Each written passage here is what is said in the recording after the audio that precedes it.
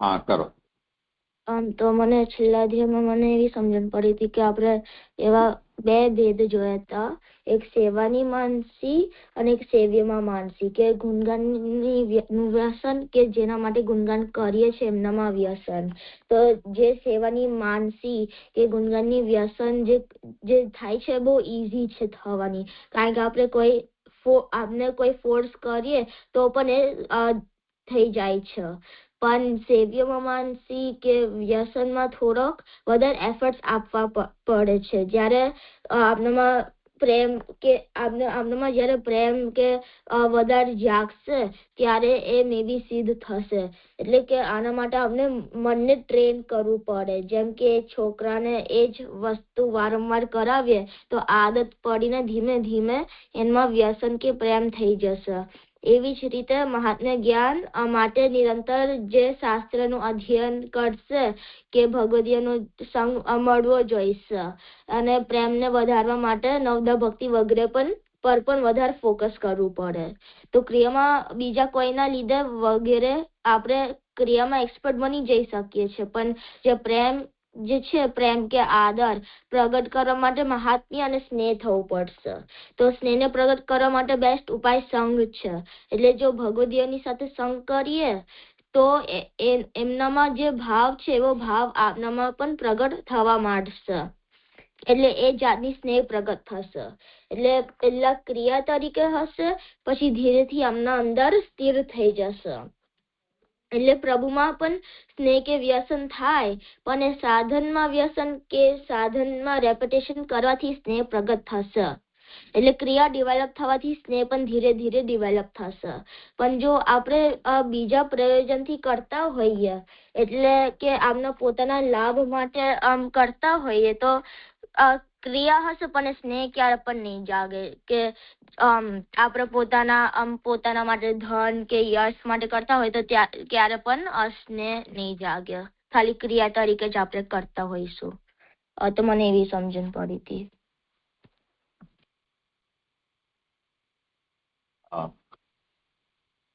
ઓર કોઈને કંઈ કહેવાનું છે?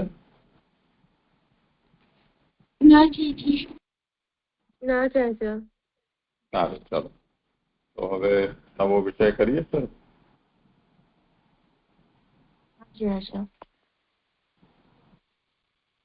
સર્વાત્મ ભાવ વિવેક. સર્વાત્મ ભાવ ભગવાનમાં તથા નિરુપાધિક નિષ્કપટ અને નિસ્વાર્થ ઉત્કટ સ્નેહ અર્પણ ભગવાનમાં થતા થ પહેલા પછી ત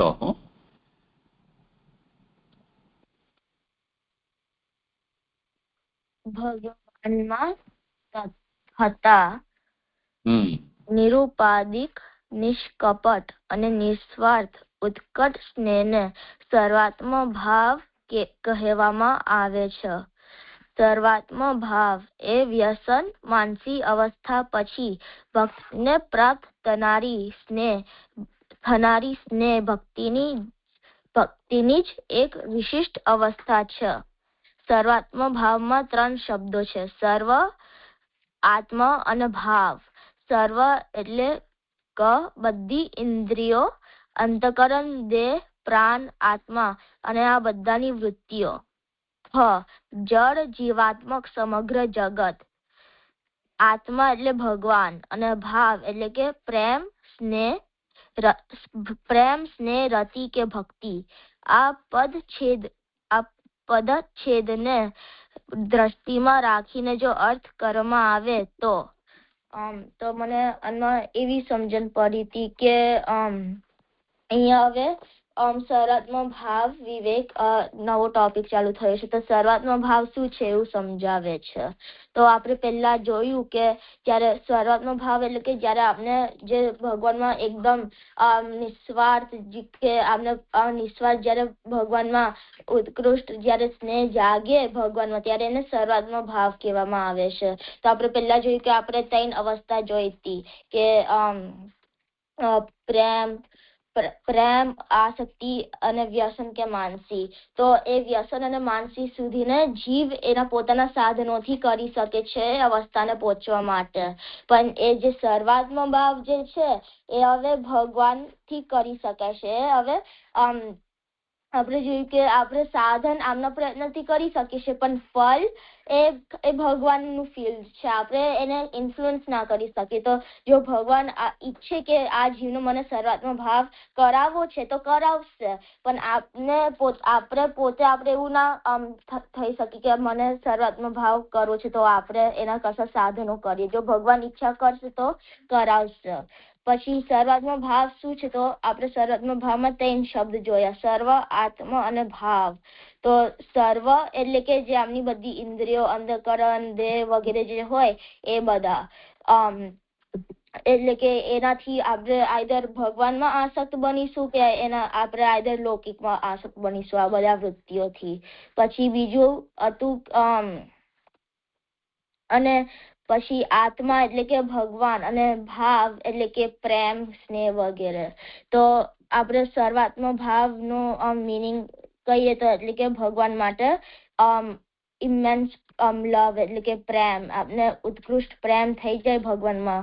તો અને આપણે ભગવાન પર જ ફોકસ કરતા હોઈએ તો એને સર્વાત્મ ભાવ કહી શકીએ છીએ.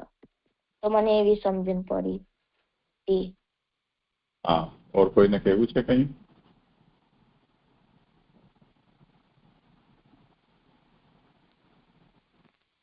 ના જ આજે અર્પણે કવર કર્યું. મને એવું સમજાયું કે જે સર્વાત્મ ભાવ છે તે જેમ આપણે કીધું કે તે રુચિ, સ્નેહ, શક્તિ અને પછી માનસી વ્યસન પછી આવતી અવસ્થા છે સર્વાત્મ ભાવ. તો માનસી અને વ્યસન સુધી તો ભક્ત પોતે પહોંચી શકે, પણ એના આગળ સર્વાત્મ ભાવ છે તે ફળ પ્રભુ દ્વારા જેને ભગવત કૃપાથી જ પ્રાપ્ત થઈ શકે છે. અને જે સર્વાત્મ ભાવ છે એના જે પદચ્છેદ કરીને એને સમજાવ્યું છે. તો એમાં સર્વના બે મતલબ આપ્યા છે. એક તો ક અને ખ માં. ક એટલે કે ઇન્દ્રિય, અંતઃકરણ, દેહ, પ્રાણ, આત્મા, આ બધું, અથવા તો પછી આ બધું અને એ બધાની વૃત્તિઓ, એમની જે પણ વૃત્તિ છે એ બધું, એ સર્વ, એનો મતલબ સર્વ થાય છે. અને જળ અને બીજું સર્વનો મતલબ જળ, જીવાત્મક, સમગ્ર જગત જે છે તે સર્વ. પછી આત્માનો મતલબ ભગવાન થાય છે ને ભાવ એટલે કે પ્રેમ, સ્નેહ વગેરે. તો મને એવું લાગે છે સર્વાત્મ ભાવ એટલે કે જે બધી જ ઇન્દ્રિય, અંતઃકરણ, દેહ છે એની જે વૃત્તિઓ છે, પછી જે જળ જીવાત્મક જગત છે, યા તો આપણી વૃત્તિ જળ જીવાત્મક જગતમાં છે, તો આ બધું જ આપણે પ્રભુમાં નાખી દઈએ. જેમ સિદ્ધાંત મુક્તાવલીમાં જોયું હતું એવી જ રીતે, અને નિરોધ લક્ષણમાં બી જોયું હતું, જે નિરોધાવસ્થા છે એને અહીંયા સર્વાત્મ ભાવ કહ્યું છે. મને એવું લાગે છે. એ વિષય તો હજી હવે આગળ આવી રહ્યો છે. અત્યારે તો ખાલી આપણે સર્વ આત્મ ભાવ, આ સર્વાત્મ ભાવ શબ્દમાં આ 3 શબ્દો છે અને એના શું અર્થ હોઈ શકે એ ખાલી અહીંયા કહ્યું છે. મુખ્ય વાત તો આપણે આમાં સર્વાત્મ ભાવની એક પરિભાષા આપી રહ્યા છીએ કે ભગવાનમાં જે નિરુપાધિક ઉત્કટ સ્નેહ એનું નામ સર્વાત્મ ભાવ. પછી એને આ શબ્દથી કેમ કહેવામાં આવ્યું છે સ્નેહને? મૂળ તો સ્નેહ જ છે. તો એ સ્નેહ જે વખતે સર્વમાં આત્મભાવ એવી અનુભૂતિ કરાવે ત્યારે એ સ્નેહ પોતે જેવી રીતે પ્રેમ, આસક્તિ અને વ્યસન એ પણ સ્નેહની જ અવસ્થાઓ છે, એવી રીતે સર્વાત્મ ભાવ પણ વ્યસન કે માનસી પછીની એક અવસ્થા છે, એ પ્રાપ્ત થાય છે. એટલું જ અહીંયા ખાસ સમજવાનું છે. પણ બસ એમાં જે મુખ્ય શબ્દો ઉપર ધ્યાન આપવાનું છે એ નિરુપાધિક હોવું જોઈએ સ્નેહ. એટલે નિરુપાધિકનો અર્થ કપટ વિનાનું કે સ્વાર્થ વિના. સારું, ચાલો કરો આગળ.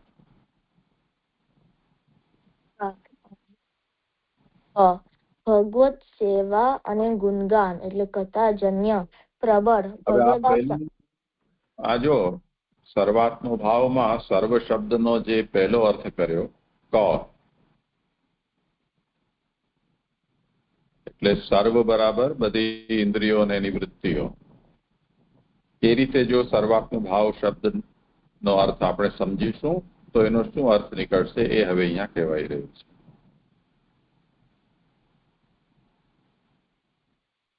હાજી જાજો. તો ભગવત સેવા અને ગુણગાન એટલે કથાજન્ય પ્રબળ ભગવદાસક્તિને કારણે બધી ઇન્દ્રિયો, અંતઃકરણ, દેહ, પ્રાણ, આત્મા અને આ બધાની વૃત્તિઓ દ્વારા ભક્તને બહાર પ્રગટ તેમજ ગુણગાન વખતે હૃદયમાં પ્રગટ ભગવાનના સ્વરૂપાનંદનો અનુભવ થવા લાગે છે. તો આમાં મને એવી સમજણ પડી કે આ ભક્ત જ્યારે સેવા અને ગુણગાન કથા કરીને એની ભગવાનમાં એની આસક્તિ બહુ વધી જાય છે, અને આસક્તિ વધવાથી એની જે બધી જે વૃત્તિઓ જે છે, ઇન્દ્રિયો વગેરે, એ લૌકિકમાં નહીં લાગતી આવે, પણ હવે ખાલી ભગવાનમાં હવે એ વૃત્તિઓ લાગે છે, અને એનાથી એને ભગવાનનું સ્વરૂપનું જે આનંદ જે છે એને અનુભવવા લાગે છે. મને એવી સમજણ પડી. એટલે હવે સમજાયું ને, સર્વ બરાબર ઇન્દ્રિયો, અંતઃકરણ, દેહ, પ્રાણ, આત્મા. તો પ્રબલ ભગવદાસક્તિને કારણે સર્વ વડે, સર્વ દ્વારા એટલે બધી ઇન્દ્રિયો વગેરે દ્વારા બહાર પ્રકટ, અને જ્યારે ગુણગાન કરે તે વખતે હૃદયમાં પ્રકટ થયેલા ભગવાન એમના સ્વરૂપનો આનંદ અનુભવમાં આવે ત્યારે એને સર્વાત્મ ભાવ પ્રાપ્ત થયો છે કહી શકાય. એટલે અંદર અને બહાર બંને જગ્યાએ પ્રભુ પ્રકટ થાય અને પ્રકટ સ્વરૂપનો આનંદ એ જ્યારે અનુભવવા લાગે છે તો એ સર્વાત્મ ભાવ છે. સમજાયું ને? હા, સમજાયું. હા, આ જ પ્રમાણે એટલે ખ નો મતલબ થતો હતો કે આખું આ જગતમાં જે જળ જીવાત્મક જે બધું જે છે જગત, એ ખ. તો આ જ પ્રમાણે ઉત્કટ ભગવદાસક્તિને કારણે ભક્ત જ્યારે ભગવાન સિવાય બીજું બધું ભૂલી જાય છે ત્યારે તેને પોતાના પ્રિયતમ પરમાત્મા સિવાય બીજું કંઈ દેખાતું જ નથી હોતું. સમગ્ર જળ જીવાત્મક જગત કે જે વસ્તુતઃ ભગવદાત્મક અને ભગવદ રૂપ જ છે, તેનો ભક્તને આ બધું શ્રી કૃષ્ણ જ છે એ પ્રકારનો અનુભવ થવા લાગે છે. અર્થાત જળ જીવાત્મક જગતમાં તિરોહિત થયેલા બ્રહ્મના ચિત્ત આનંદ ગુણધર્મો પ્રેમી ભક્તના સામે પ્રગટ થઈ જાય છે. પરિણામે જગતના જળ જીવ સમગ્ર પદાર્થો તેને સચ્ચિદાનંદાત્મક બ્રહ્માત્મક દેખાવા લાગે છે. તો આમાં મને એવી સમજણ પડી કે અહીંયા મને એવી સમજણ પડી કે જ્યારે જીવમાં જ્યારે ભક્તને ભગવાનમાં બહુ આસક્તિ થઈ જાય તો ત્યારે એને આ જે જગતમાં બધું જે વસ્તુ જે છે એ ભૂલી જાય છે અને ભગવાનને જ એ બધે દેખાય છે ને. તો જ્યારે આપણે ભગવાનથી વિચરણ થયું ત્યારે અવિદ્યાને લાગી ગઈ હતી. તો જ્યારે અવિદ્યા લાગી જાય તો આમનો આનંદ ગુણનો તિરોહિત થઈ જાય છે અને અવિદ્યા લાગે છે. તો એનાથી જે આ જગત જે છે એ આ બધું ભગવાન જ બનાવેલું છે. આ જગત બ્રહ્મ જ આ જગત પોતે બન્યા છે, પણ આપણે આ જગતમાં બ્રહ્મને દેખાતા નથી કારણ કે આમનો આનંદ ગુણનો તિરોહિત થઈ ગયો છે. પણ જ્યારે આવું સર્વાત્મ ભાવ જ્યારે થાય આપને, તો ત્યારે એ આપને બધું બ્રહ્મ છે, બધું શ્રી કૃષ્ણ છે એવું અનુભવવા લાગે છે. તો જે પેલા તિરોહિત થઈ ગયેલા હતા બ્રહ્મ આ જગતમાં, એ ફરી આપના માટે આવિર્ભૂત થઈ જાય છે. એટલે કે આપને બધામાં ભગવાન દેખાય છે, એટલે કે બધું બ્રહ્માત્મક દેખાવા લાગે છે આપને. મને એવી સમજણ પડી.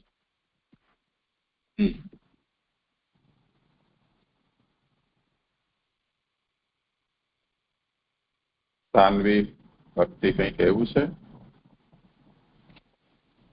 આજે મને અમે એવી સમજણ પડી કે જો આપણે બીજી રીતે જળ જીવાત્મક સર્વને જળ જીવાત્મક સમગ્ર જગત એવી રીતે લઈએ તો એનો મતલબ થાય કે ભગવાન જગતમાં જળ જીવ બધી વસ્તુઓમાં ભગવાન જ દેખાવા માંડે છે. કારણ કે પહેલા તો જગતમાં જે જળ વસ્તુ છે એમાં તો ખાલી સત જ રહેલો છે એવું આપણે જાણીએ છીએ, અને જે જીવ છે એમાં ખાલી સત અને ચિત્ત એવું જાણીએ છીએ. પણ જયારે ભગવાન બધામાં આખું જગતને બ્રહ્માત્મક રીતે આપણે જાણવા લાગીએ તો જે ભગવાનનું જે સચિત આનંદ છે બધે જોવા લાગીએ છે. તો એને સર્વાત્મ ભાવ છે એ પછી એને સર્વાત્મ ભાવ તરીકે કહી શકાય છે. કારણ કે આપણે જગતમાં જે આનંદ ગુણ ધર્મ છે જે તિરોહિત થઈ ગયો છે એ પણ એનો પણ અનુભવ થાય છે. એવું સમજાયું. મને કઈ એક્સ્ટ્રા તો નથી કેવું, મને એવું સમજાયું, મને પણ એવું સમજાયું કે જે અહીંયા જળ જીવાત્મક જગત છે ઈ જ્યારે જીવને શરૂઆતમાં ભાવ થાય છે તો આજે જે સર્વનો બીજો અર્થ છે જળ જીવાત્મક સમગ્ર જગત, તો ઈ આ બધામાં બ્રહ્મ જ્ઞાન જ તરીકે જોવે છે. બધું બ્રહ્મ જ છે ને એવું દેખાય છે. બધું શ્રી કૃષ્ણ જ છે. એટલે એને જે પથ્થર હશે એના અંદર બી પ્રભુના દર્શન થશે, કોઈ માણસ હશે એના બી પ્રભુના દર્શન થશે. અને એટલે જેમ એના પેલા કમાં એમ કીધું કે જે એને આંતર અને બાહ્ય બધી જ જગ્યાએ પ્રભુના દર્શન થાય છે ઇન્દ્રિય વગેરેથી, તો એટલે એને જળજીવાત્મકમાં બી પ્રભુના દર્શન થાય છે. પ્રભુનો જ અનુભવ થાય છે. અને પ્રભુનો જે સચ્ચિદાનંદ રૂપ છે તો જળમાં જે ચિત્ત અને આનંદ રૂપ તિરોહિત થઈ ગયો છે ને જીવમાં જે આનંદ રૂપ તિરોહિત થયેલો છે તે જે સ્નેહી ભક્ત છે એને એના માટે આ બંને ચિત્ત અને આનંદ ગુણ આવિર્ભૂત થઈ જતા હોય છે. અને એમ સમજાયું. હા, ઠીક છે.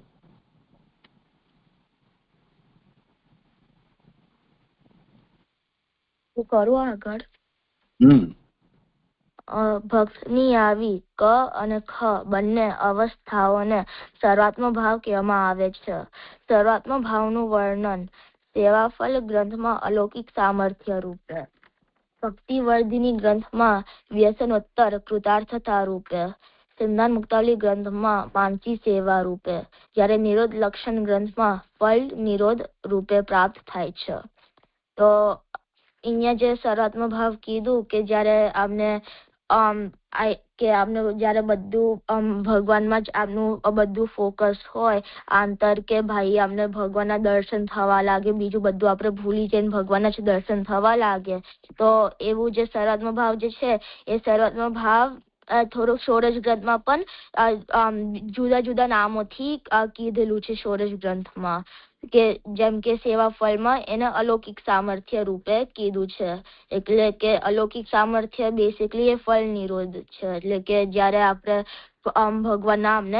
ભગવાનનો જયારે આપને સાક્ષાત્કાર થાય કે આપને બહુ વિરહ થઈ ગયો છે, વિરહના લીધે આપને ભગવાન આમના ઉપર દયા કરીને આમને સાક્ષાત્કાર આપે છે.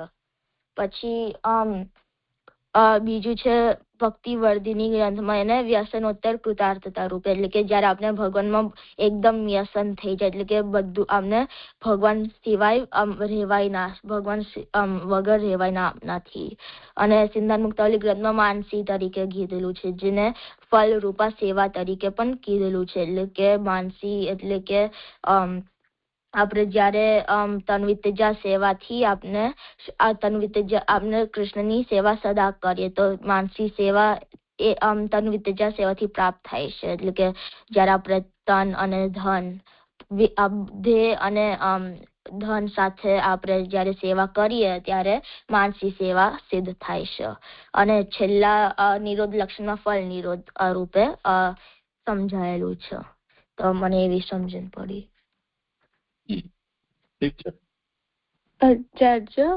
મને આમાં જો તો આગળ આપણે સમજ્યા નતા કે વ્યસન અને જે માનસી છે એ આપના તરફથી પ્રાપ્ત થાય છે, આપના એફર્ટ્સથી આપણે એ અવસ્થાને સિદ્ધ કરી શકીએ છીએ. એટલે વ્યસન અને માનસી તો એક જ છે પણ પર્સપેક્ટિવ જુદા છે. એટલે વ્યસન એટલે શ્રવણ કીર્તન સ્મરણ દ્વારા જ્યારે ભગવાનમાં એવી આસક્તિ એકદમ બની જાય છે તો પછી વ્યસન કહેવાય. અને પછી જો સેવા દ્વારા એવો દ્રઢ ભાવ થઈ જાય તો પછી એના માનસી.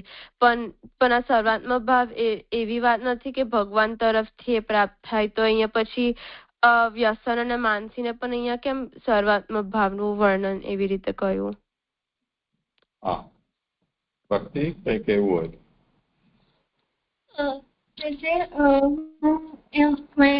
અહીંયા તો વ્યસનમાં તો વ્યસનોત્તર અવસ્થા, વ્યસન પછીની અવસ્થા કીધી છે ને.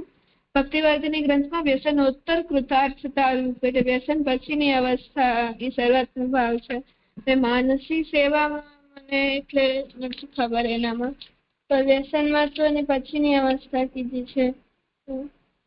માનસીમાં એવું હોય છે ને કે જે આપણું ચિત્ત પ્રભુમાં પ્રવણ થઈ જાય છે અને આ જે સેવા કરતા હોય છે તો એના ચિત્ત પ્રભુમાં લાગી જાય છે, તો આંતરભજન થયું અને એ બારે સેવા પણ કરે છે. તો એ બંને રીતે એને એક સન્મુખતામાં એને ફલ મળી જતો હોય શાયદ, એટલે માનસીને ઉત્તમ અવસ્થા કહી છે.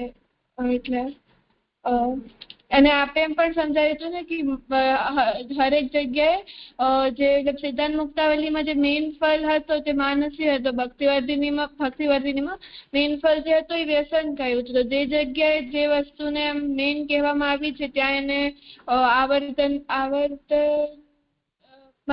મધ્ય ફલ એવું કહેવામાં આવ્યું છે શાયદ, એટલે એમ કહ્યું હોય, મને એવું લાગે છે.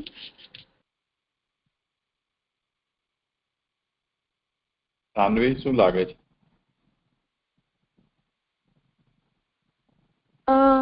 મને થોડુંક સમજાયું પણ મને હજુ એકદમ ક્લિયર નથી, કારણ કે જો આ બધા ગ્રંથમાં એવી જે ઉત્તમ જે ફલ બતાવ્યું હોય તો એને બધા ગ્રંથોમાં એક સરખું કનેક્શન ન હોવું જોઈએ. સિદ્ધાંત મુક્તાવલીમાં માનસીને શ્રેષ્ઠ ગણાવ્યું છે પણ એનો મતલબ એવો નહીં ને કે એ જ સર્વાત્મક ભાવ તરીકે લઈ લેવું.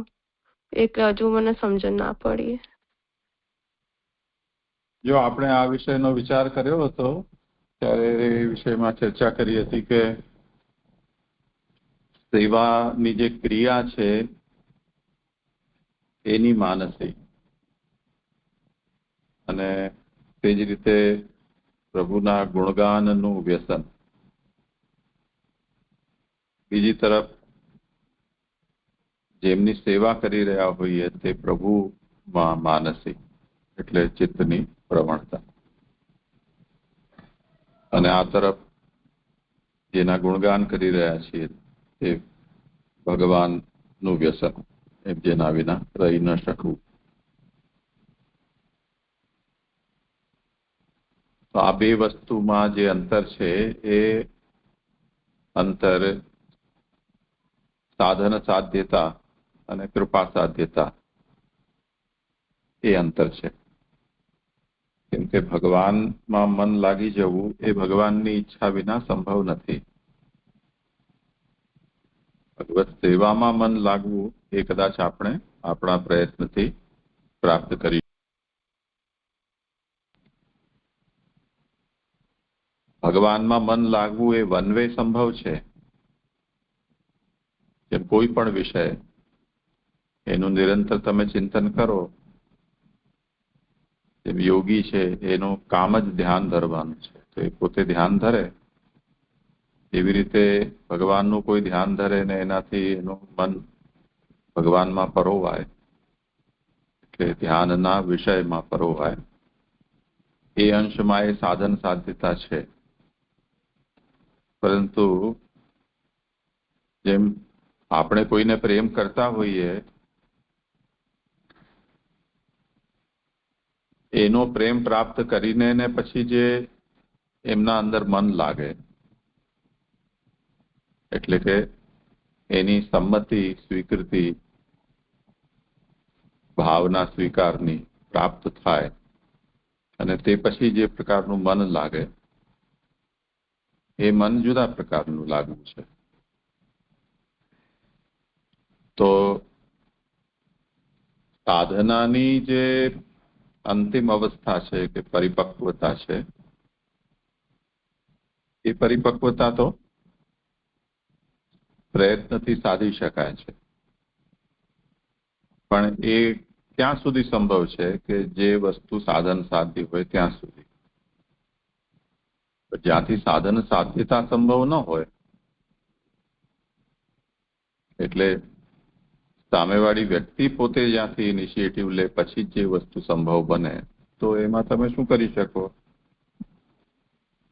જેમ નવું બાળક જન્મે તો આખા ઘરના બધા લોકો છે એની સાથે બોલ બોલ બોલ બોલ કર્યા કરે, પણ ઓને તો બોલે જ નહીં, હું કે રડે, બસ બે વસ્તુ જ આવડે એને. તો તમે જેટલો પણ પ્રયાસ કરશો એ શું કરી શકો? એ પ્રયાસ તમે કરતા રહો, પણ પ્રતિભાવ સામે જે મળવાનો છે કે માં બોલ, અને એ માં બોલે, એ તો હવે આપણા પક્ષ સામર્થ્યની વાત નથી.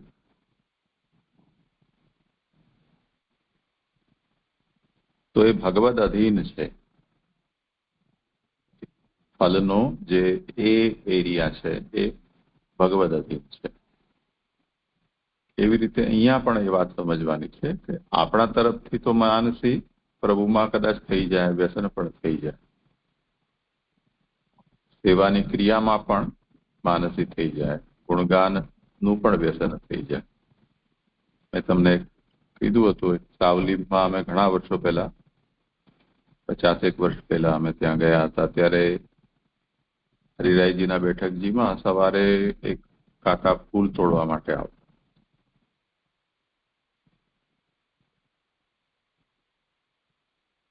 તો એ ફૂલ તોડતા જાય અને એમ ગાતા જાય કે રોજ રોજ મને ટેવ છે, મંદિરે જવાની મને ટેવ છે, મંદિરે ન જાઉં તો મને પેટ દુખે, રોજ રોજ મને ટેવ છે. એવી રીતે ગાતા, રોજ ગાતા. અમે ઘણા દિવસ રોકાયા હતા, મને પણ ઘણું બધું યાદ થઈ ગયું હતું. તો હવે એમનું કહેવાનો મતલબ શું હતો? એમને આ વ્યસન થઈ ગયું છે, એના વિના રહી ન શકે. મોરબીમાં જ્યારે એક વખત મચ્છુ ડેમ છે ત્યાં નદી ઉપર, એ ડેમ તૂટ્યો, બહુ મોટું ત્યાં જલપ્લવ થયો. તો શ્રી મહાપ્રભુજીના બેઠકજી એકદમ નદીના કાંઠે, ગામથી લગભગ 20 ફૂટ જેટલા નીચે હશે. તો ગામમાંથી બેઠકજી જવા માટે એક કેબલ બ્રિજ છે. થોડા સમય પહેલા એ તૂટ્યો હતો અને ઘણા બધા લોકો મરી ગયા. તે વખતે એકદમ સારો હતો. એ કેબલ બ્રિજથી ગામના વૈષ્ણવો સામે કાંઠે મહાપ્રભુજીના દર્શન સેવા માટે જાય છે. તો જયારે ડેમ તૂટ્યો અને એકદમ આખું મોરબીમાં જલજલ થઈ ગયું, ત્યારે એક વૈષ્ણવ, મથુરાદાસભાઈ કરીને એમનું નામ હતું, એમની 70-80 વર્ષની ઉંમર હશે, પણ એમની રોજનો અભ્યાસ હતો મહાપ્રભુજીના સેવામાં, ઠાકોરજીને જગાવવા માટે હંમેશા એ જ જાય. તો જયારે બધું મોરબીમાં જલ ભરાયેલું હતું, પણ ગામ ઊંચું હતું અને કેબલ બ્રિજ છે એમાં પણ કમર સુધી પાણી તો નદીના વહેતા જ હતા, પણ બ્રિજ હજી તૂટ્યો નતો. અને બેઠકજી છે એ તો આખા જ જલમાં હતા, બલકે બેઠકજીના ઉપર 5-5 ફૂટ પાણી હતું, એની અગાસીથી પણ ઉપર. તો એમનો તો રોજનો નિયમ, એટલે એ તો નીકળ્યા ઘરેથી. તો એમના ઘરમાં પણ ગ્રાઉન્ડ ફ્લોર આખું પાણીમાં હતું. તો પણ કોઈ રીતે સહારો લઈને એને બ્રિજ સુધી પહોંચ્યા.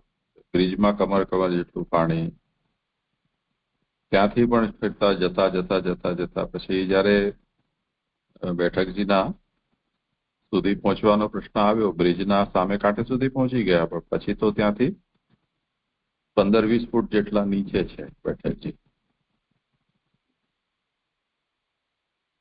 પછી ઘરવાળાઓ ને જે બીજા બધા હતા લોકો, એ લોકોએ એમને રોક્યા. હવે જુઓ કે એમને કેટલો પ્રબલ વ્યસન છે આ વિષયનું હતું.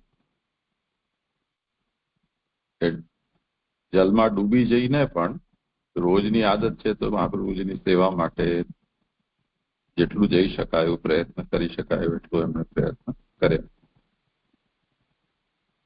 તો આ બધા ક્રિયાનું વ્યસન છે, સેવાનું વ્યસન છે.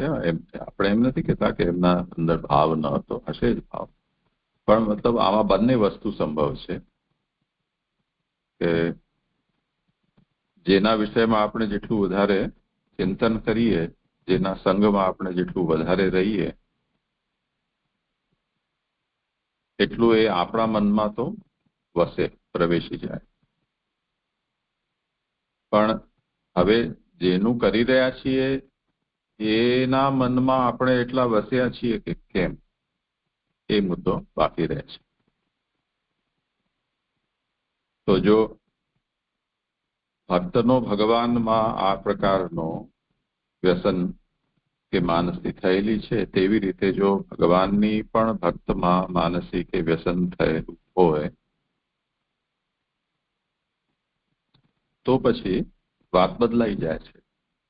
એટલે સર્વાત્મ ભાવમાં માનસી અને વ્યસન કરતા એક કદમ આગળ વાત એ છે કે પ્રભુએ જો આપણા અંદર મન પરોવી દીધું હોય કે પ્રભુનું પણ જો આપણામાં વ્યસન દ્રઢ થયેલું હોય તો સર્વાત્મ ભાવ સિદ્ધ થાય. નહીં તો જે વનવે છે એમાં માનસી કે વ્યસન માત્ર રહે છે અથવા સાધન નિરોધ માત્ર રહે છે, એ ફલરૂપને પ્રાપ્ત નથી કરતું. તો એટલો સૂક્ષ્મ ભેદ છે.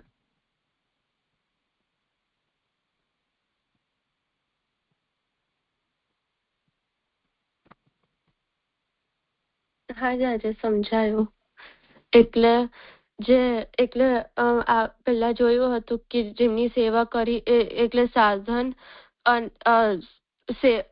માનસી અને વ્યસન જો સાધનમાં હોય તો એ જુદી વાત છે, અને જો સેવ્યમાં માનસી ને વ્યસન છે તો એ પણ જુદી વાત છે. તો આપનું ભગવાનમાં મન લાગી જવું એ પ્રભુની ઈચ્છા દ્વારા જ થાય છે. પણ જે પ્રભુની સેવા કે જે ગુણગાન છે એમાં મન આપણું લાગે તો એ આપણા પોતાના એફર્ટથી પણ આપણે કરી શકીએ. પણ ભગવાનમાં મન લાગી જવું એ તો ભગવાનની ઈચ્છા તરફથી છે. તો અહીંયા સર્વાત્મ ભાવ અને માનસી ને વ્યસનમાં એકલો ફેર છે કે સર્વાત્મ ભાવમાં 2 વેઝ છે, જ્યારે માનસી ને વ્યસન 1 વેઝ. એટલે માનસી ને વ્યસન તો ત્યારે પણ સિદ્ધ થઈ શકે જો આપને સાધન ગુણગાન કે ખાલી સેવામાં આપનું માનસી કે વ્યસન થઈ જાય તો પણ એ પણ એક પ્રકારની માનસી ને વ્યસન છે. તો એમાં તો આપના તરફથી માનસી ને વ્યસન થયેલું છે, પણ એમાં એવું નથી કે ભગવાન પણ આપનામાં માનસી ને વ્યસન થઈ ગયું. સર્વાત્મ ભાવ થાય તો ત્યારે એ વાત આવી કે આપને પણ ભગવાનમાં એવું માનસી કે વ્યસન છે અને ભગવાનને પણ આપનામાં માનસી ને વ્યસન છે. તો એ 2 વે થયું કે જ્યારે બંને તરફથી સેમ એવો ભાવ હોય તો ત્યારે સર્વાત્મ ભાવ કહેવાય છે. એમાં ફળની અનુભૂતિ થાય છે, જ્યારે માનસીને વ્યસન એનાથી એક ઈચેનું લેવલ છે, જ્યારે આપણે જ ભગવાન પ્રત્યે એવો ભાવ છે, ભગવાનને હજુ આપના પ્રત્યે એવું નથી. એવું સમજાયું જાય છે.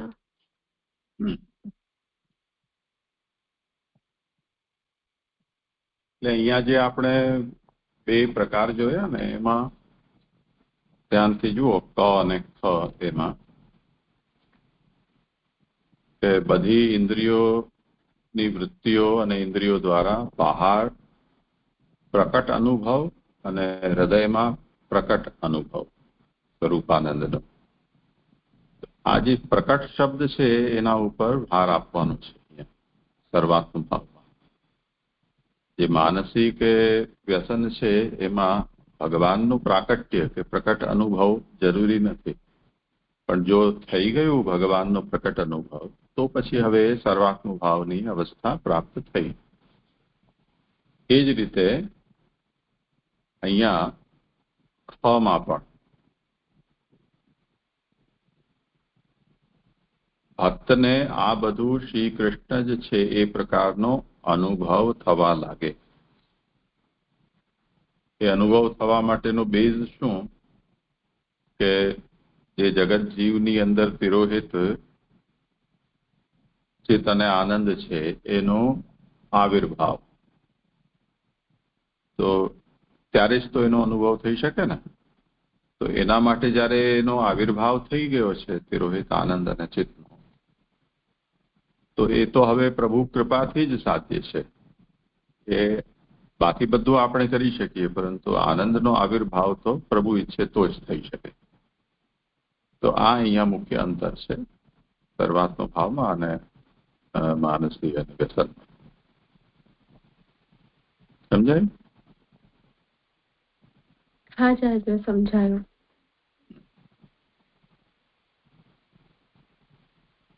ઠીક છે, કરો આગળ. કે થઈ ગયો સમય? હા, અહીંયા રાખીએ. અચ્છા.